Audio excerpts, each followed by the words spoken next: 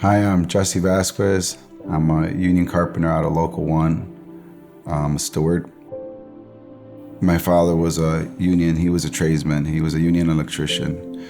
So growing up in that type of household, I was inspired to want to do something with my hands. I grew up in a little village, the south side of Chicago. It's a pretty rough neighborhood. I never knew there was a different life, ever. I watched, my father since I was a young kid drink, and it was something normal. It wasn't uncommon to have alcohol in every cupboard of the house, and the adults drunk from a Friday night through a Sunday. I thought that was the thing to do. I always vowed that I wasn't gonna drink like my father. By the time I was about 14, though, I started hanging around with my brother, and I started seeing my father slip further and further away from our lives. And so my brother kind of took the role of leading me to what we call manhood. He was 11 years older than me, and I remember the first time that I hung out with him and his friends, and I started drinking. I felt like I found everything that I was looking for in this bottle. I can escape and be something that I really wasn't. That's where my life really took a turn for worse. Once I was inducted into this type of lifestyle, it led from, drinking beer and to, trying different types of drugs. And to the point that I ended up in prison for a couple of years. So when I did get out, I felt that this time it was going to be different. I would say to myself, well, this time I'm not going to try to lose control of myself. In my mind, I always thought that I could figure out a way how to drink normally. It really was to no avail, because shortly after I got out of prison, I started to see myself slip further and further away. I couldn't wait till the weekend came, and I would always, even though I said to myself that I wasn't going to do it, I would have a bottle now of tequila instead of beer. I now have a wife and a second kid. I have a daughter.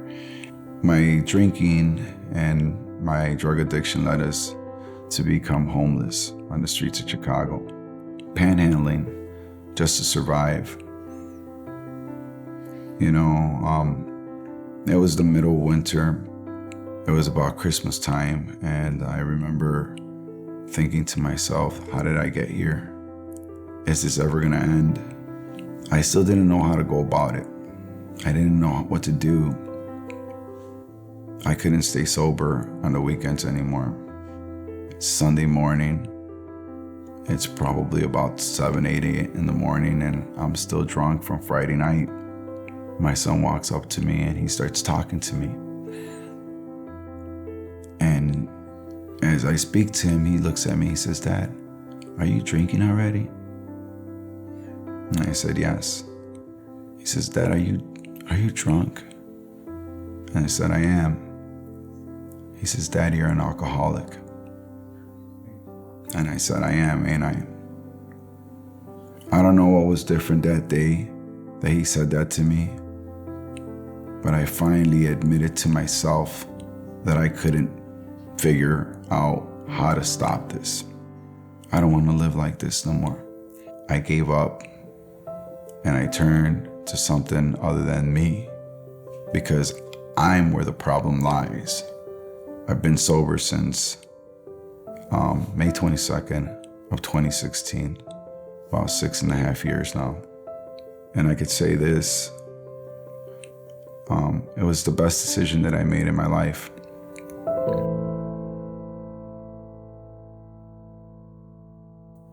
Now the relationships that I have with my kids are what I live for. I work out with my son on a daily basis. He now follows in my footsteps. He became a union carpenter. He doesn't drink or do drugs. And my daughter, she works as a pharmacy technician at a hospital.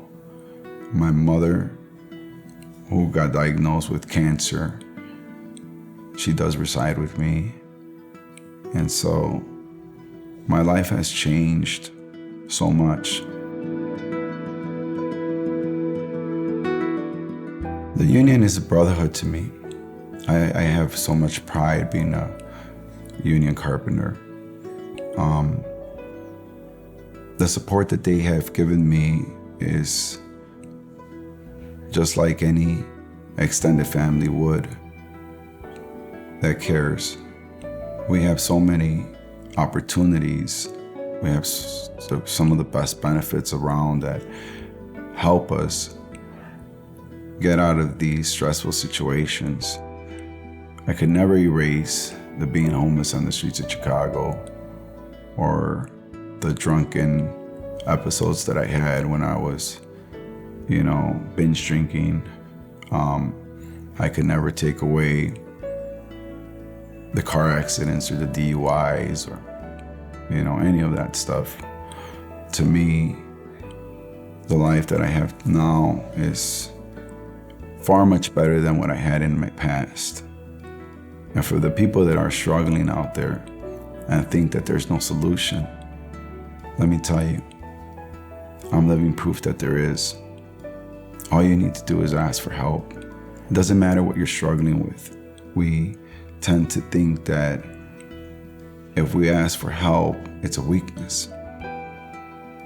It's not a weakness.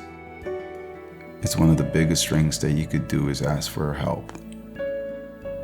When you find yourself in a situation and you can't figure it out, but you can't ask for help, that's the weakness.